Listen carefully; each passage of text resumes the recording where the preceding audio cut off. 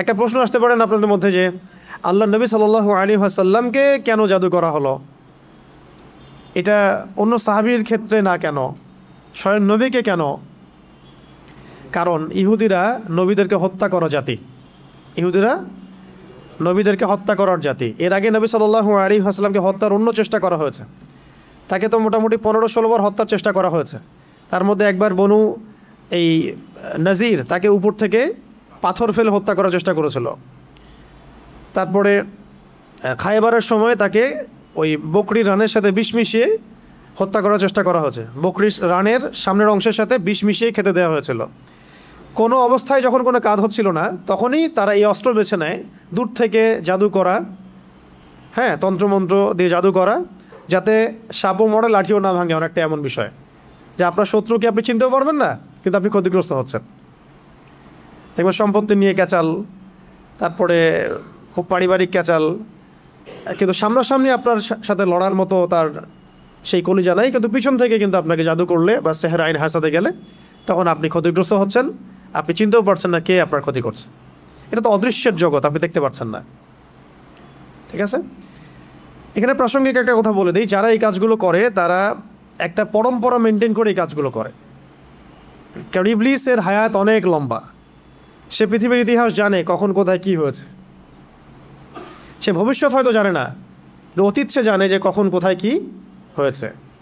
ইবলিসের বহু অনুসারী আছে এবং এগুলো সবাই জিন, এগুলো সবাই কি জিন।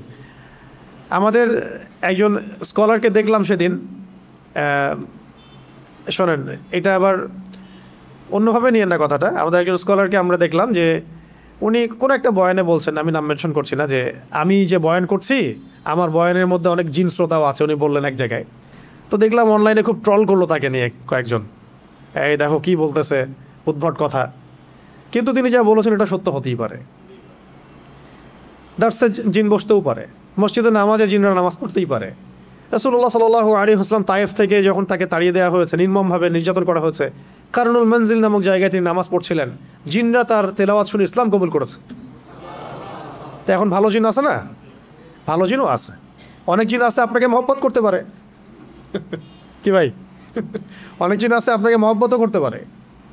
মহব্বত মানে ওই অর্থে না, ভালো অর্থেই। তারা তাদের মধ্যে, তারা তো উম্মতে মুহাম্মাদের অংশ, এবং এই কোরআন এই শরিয়া তাদের জন্যও নাকি, এই কোরআন তাদের জন্য না। তো তাদের মধ্যে যেমন ভালো জিনও আছে, ঠিক তেমনি খারাপ জিনও আছে, খারাপদের সংখ্যাই বেশি। এবং এই খারাপ জিনগুলো ওই সিলসিলা মেনটেন করে জাদুবিদ্যা, যত তন্ত্র মন্ত্র এবং যা উপকরণ এগুলো প্রোভাইড করে এমন কিছু মানুষের কাছে, যে মানুষগুলো জাদুবিদ্যার চর্চা করে।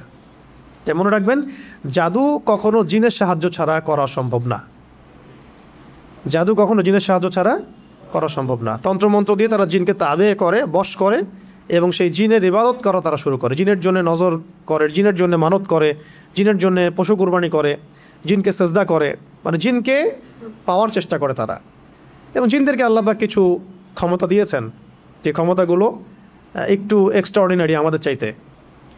তো এইগুলোকে কাজে লাগিয়ে বেসিক্যালি এই জাদুগুলো করা হয়। বিচ্ছেদ জাদুর পিছনে একটা জিন থাকতে পারে, কারো দেখা গেল যে মানে সুস্বাস্থ্য নষ্ট করার জাদু করা হতে পারে, হ্যাঁ, কারো দেখা যেতে পারে এরকম যে এমন কোনো জাদু করা হয়েছে যে তার যেন সম্পদ ধ্বংস হয়ে যায়, তার বাচ্চা যেন ক্ষতিগ্রস্ত হয়, তার জানের জন্য কোনো ক্ষতি হয়, এরকমও জাদু করা হতে পারে। তো এইগুলো প্রত্যেকটা জাদুর ক্ষেত্রেই জিনদের কি থাকে, সক্রিয় ভূমিকা থাকে। শুধুমাত্র কবিরাজ জাদু করতে পারে না। আবার এই জাদু কাটার জন্য যদি আবার কেউ কবিরাজের কাছে যায়, তাহলে সে আবার তাকে এমন একটা প্যাচের মধ্যে ফেলবে যে সে আর এই মানে গোলক ধাতা থেকে বের হতে পারবে না।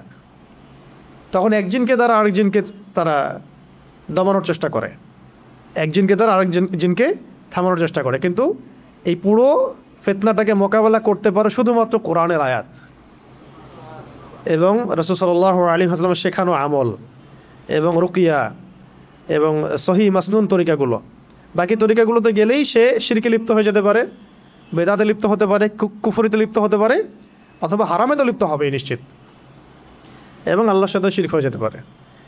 তাই এটা একটা রোগের মতো, এটা কি একটা রোগের মতো। রোগ হলে যেমন আমরা মেডিসিন নেই, আল্লাহর কাছে দোয়া করি, শেফার চেষ্টা করি, ঠিক এইরকমই কেউ যদি সেহের আইন হাসাদে আক্রান্ত হয়ে যান, আল্লাহ না করুন, আল্লাহ পাক আমাকে আপনাদের সবাইকে হেফাজত করেন, সেক্ষেত্রে এই মাসনুন তরিকাগুলোর মধ্য দিয়ে যেতে হবে। ঠিক আছে ইনশাল্লাহ। তো এখন রাসূল সাল্লাল্লাহু আলাইহি ওয়াসাল্লাম তাকে ক্ষমা করলেন। খেয়াল করে দেখেন, ইহুদিরা রাসূল সাল্লাল্লাহু আলাইহি ওয়াসাল্লামকে পর্যন্ত হত্যার চেষ্টা করেছেন। আমি একটা সিরাত পড়ছিলাম, সিরাতে খতামুল আম্বিয়া, তো এটা পাতলা, এর সাথে একটা সিরাত আছে আমাদের এখানে, সেটা সিরাত নবী রহমত, নবী রহমত বইটা সৈয়দ আবুল হাসান আলী নদভী রহমতুল্লাহ আলাইহি লেখা। পিছনের দিকে আপনি দেখবেন রাসূল সাল্লাল্লাহু আলাইহি ওয়াসাল্লামের ইন্তেকালের সময় তিনি বলছিলেন যে আমার মনে হচ্ছে যে আমার এই যে মানে শরীরের যে আমরা বলি না ভেইন বা রগ, এইগুলো মনে হচ্ছে ছিন্ন ভিন্ন হয়ে যাচ্ছে, মানে মনে হচ্ছে আমাকে এমন বিষ প্রয়োগ করা হয়েছে আর কি, যে আমার রগগুলো ছিন্ন ভিন্ন হয়ে যাচ্ছে। এটা হচ্ছে ওই খায়বার যুদ্ধে নবী সাল্লাল্লাহু আলাইহি ওয়াসাল্লাম যখন জিতলেন, মানে জয়লাভ করলেন, তখন ওই ইহুদি মহিলা গোশতের মধ্যে বিষ মিশিয়ে দিয়েছিলেন নবীজিকে খেতে। একজন সাহাবী এটা কামড় দিয়ে গিলে ফেলেছিলেন, তিনি সেখানে ইন্তেকাল করেছেন, শহীদ হয়েছেন। আর নবী সাল্লাল্লাহু আলাইহি ওয়াসাল্লাম তিনি গিলে ফেলেননি, শুধু একটু একটা কামড় দিয়েছেন, তারপর ফেলে দিয়েছেন মুখ দিয়ে, যখন তিনি জানতে পেরেছেন এখানে বিষ মেশানো আছে। তার কাছে ওহী আসছিল। তো ওই যে বিষের একটা কামড়ের বিষের যে প্রভাব, এটা শেষে এটা রাইজ করেছিল আর কি। তো এটাও আপনি কিছু সিরাতের কিতাবে পাবেন যে নবী সাল্লাল্লাহু আলাইহি ওয়াসাল্লামকে বিষ প্রয়োগ করা হয়েছে, আর এরপরে তাকে এভাবে সেহের করা হয়েছে, জাদু করা হয়েছে। তাহলে এখানে একটা প্রশ্ন,